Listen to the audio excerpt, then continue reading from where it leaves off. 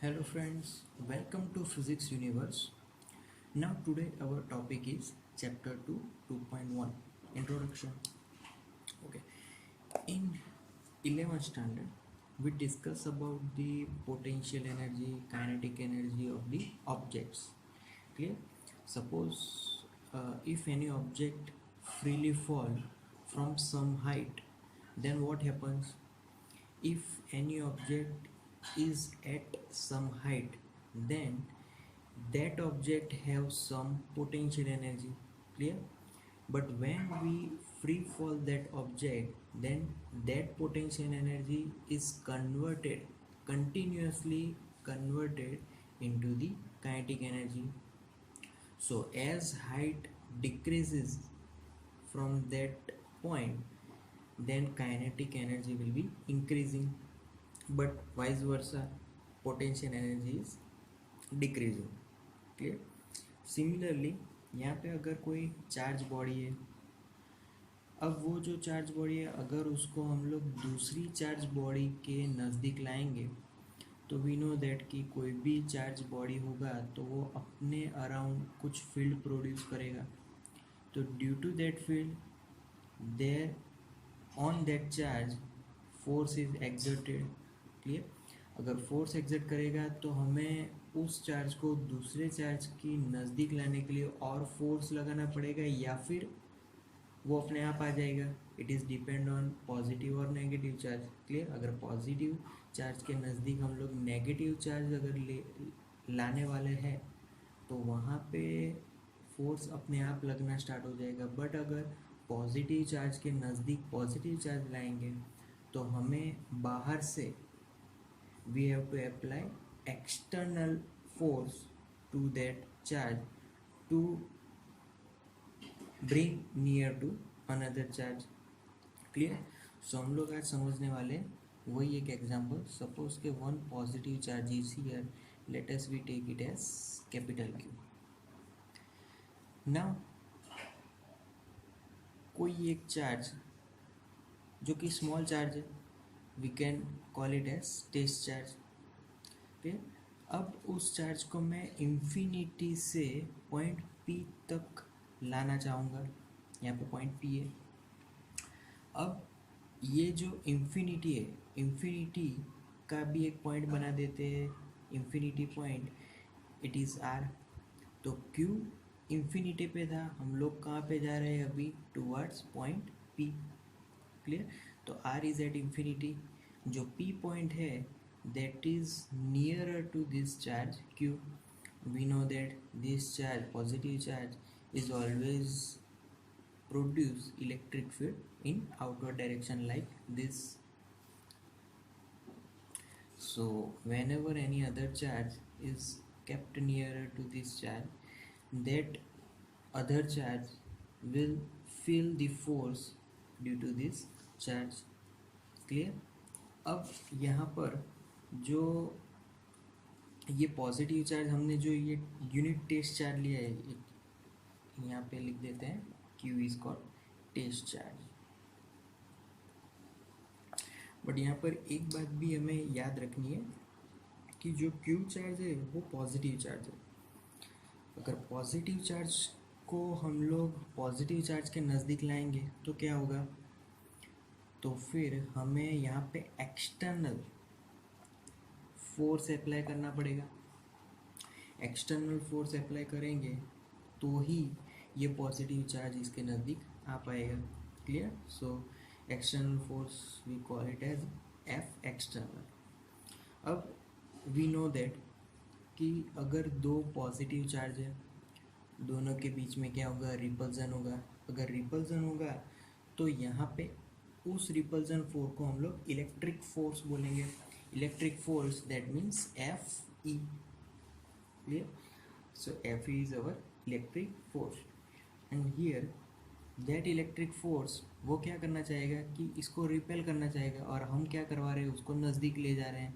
तो F external को हमें एफ ई से ज़्यादा रखना पड़ेगा.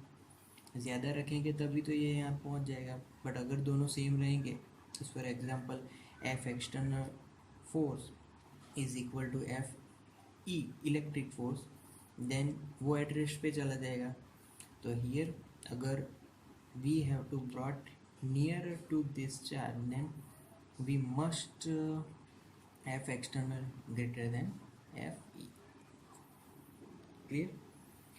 नाउ अब हम लोग क्या कर रहे हैं यहाँ पे कि टेस्ट चार्ज को नज़दीक ले जा रहे हैं. अगर टेस्ट चार्ज को नज़दीक ले जा रहे हैं, एफ एक्सटर्नल फोर्स लगा रहे हैं, एफ एक्सटर्नल फोर्स लगा रहे हैं, उसके साथ साथ उसका डिस्प्लेसमेंट भी हो रहा है. क्लियर. तो डिस्प्लेसमेंट हो रहा है, फोर्स के साथ अगर डिस्प्लेसमेंट मल्टीप्लाई हो जाए तो फिर एज ए रिजल्ट हमें क्या मिलेगा, तो वर्क डन.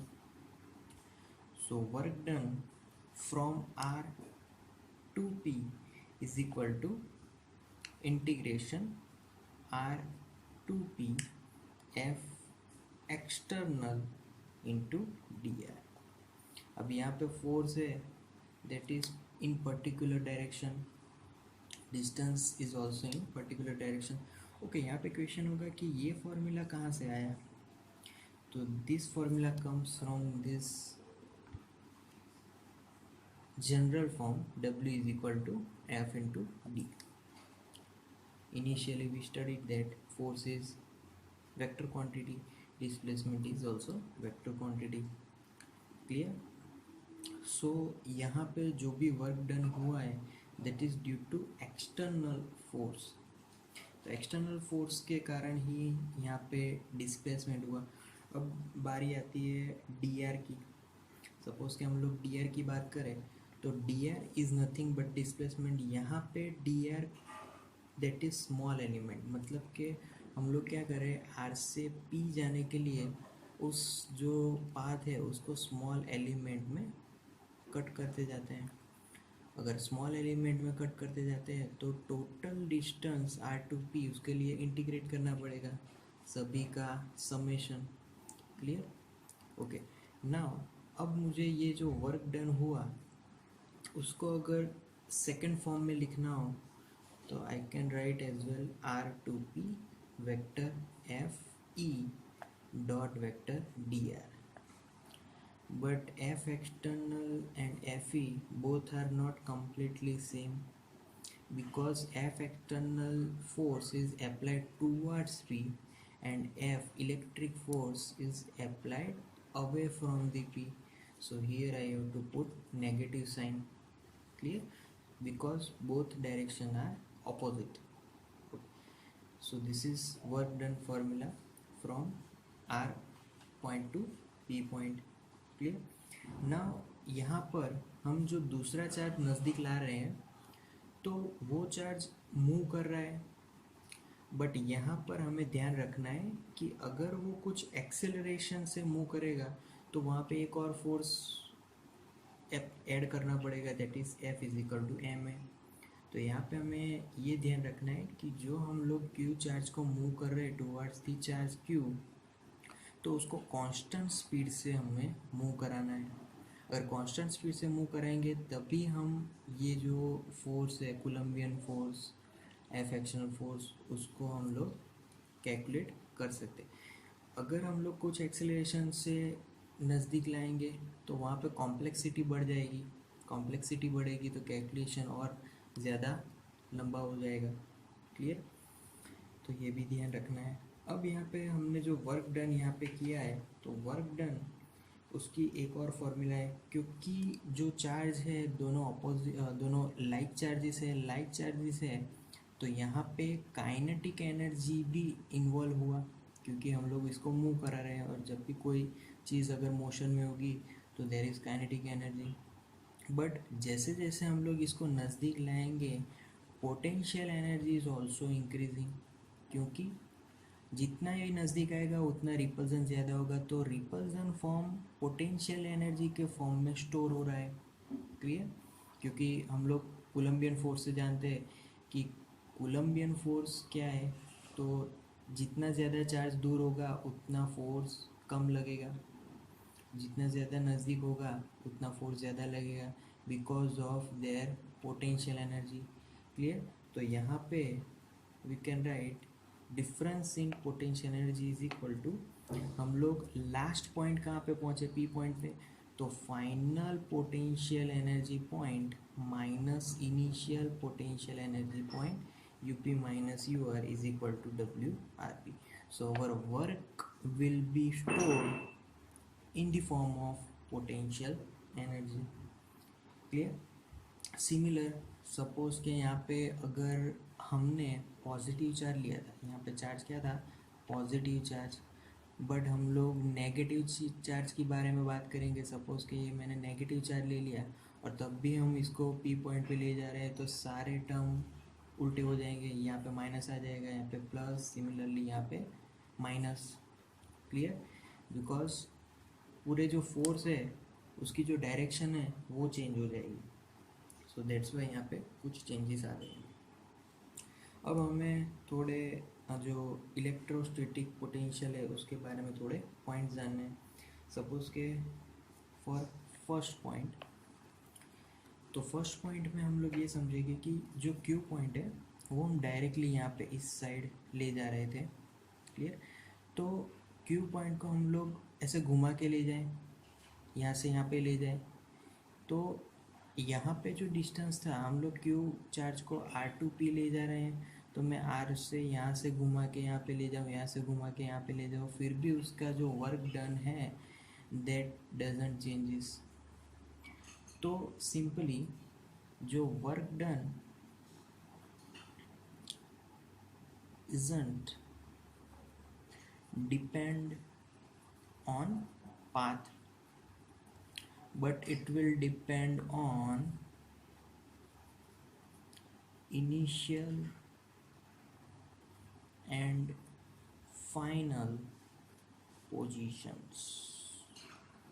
तो ये हमेशा हमें याद रखना है कि जो वर्क डन है वो सिर्फ पोजीशंस पे डिपेंड है, ना कि उसके पाथ पे। हम कब कहीं से भी घूम के आए, उस पे कोई वर्क डन में उसका कोई चेंजेस नहीं होने वाला।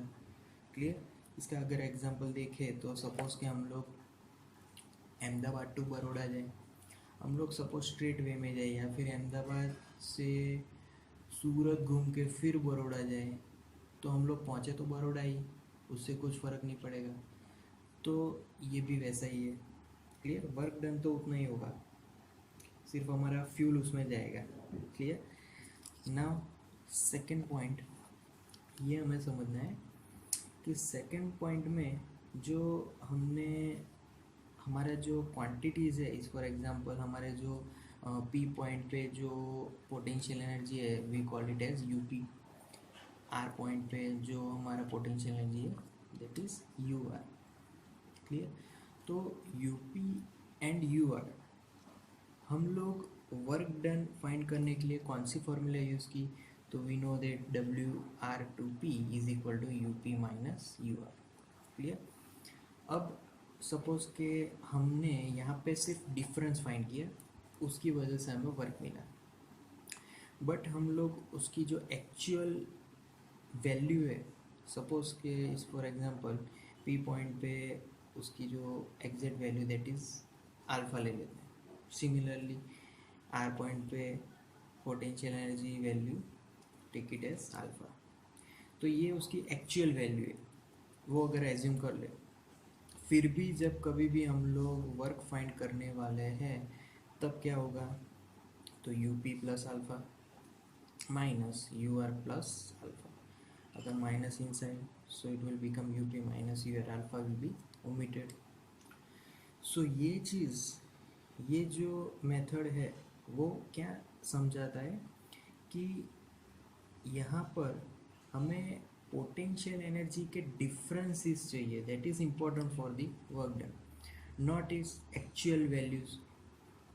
सो सिर्फ हमें उसका डिफरेंस चाहिए, that is only work done. अगर उनकी एक्चुअल वैल्यू होगी तो भी वर्क डन में कोई चेंजेस नहीं होगा। Clear? So that is the formula. यहाँ पे हमने जो भी बात की वो डिस्टेंसेस R2P के बारे में बात की। Clear?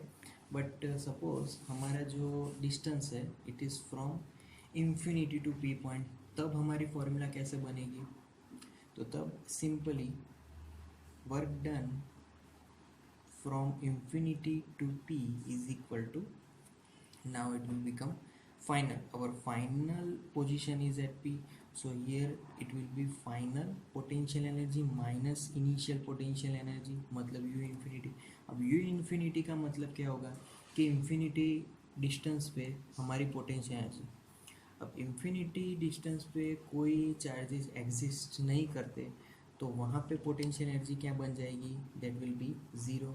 So at infinity level, work done from infinity to that point is nothing but only potential energy at that point. So like this. तो हमने आज ये वर्क डन की बात की, but it is discuss only for positive charge. अगर negative charge के बारे में बात करते तो पूरा यहाँ पे नेगेटिव साइंस चेंज हो जाते, बहुत सारे टर्म में नेगेटिव साइंस इंक्लूड हो जाता है. सपोज के नेगेटिव के बारे में बात करते तो फिर यहाँ पर हमें आगे जाने के लिए जो हम मतलब यहाँ पे जो एफ होगा इलेक्ट्रिक फोर्स, अगर उसी डायरेक्शन में हम एफ एक्सटर्नल फोर्स लगाएंगे तो दोनों की स्पीड बढ़ जाएगी. तो हमें क्या करना है, अगर नेगेटिव चार्ज है तो उससे उल्टे अगर जाना हो, अगर टर्म्स को वही सेम वे में अगर लिखनी हो तो नेगेटिव चार्ज को P2 से लेकर इन्फिनिटी तक ले जाना है. क्लियर. सिमिलरली यहाँ पे अगर पॉजिटिव चार्ज है यहाँ पे,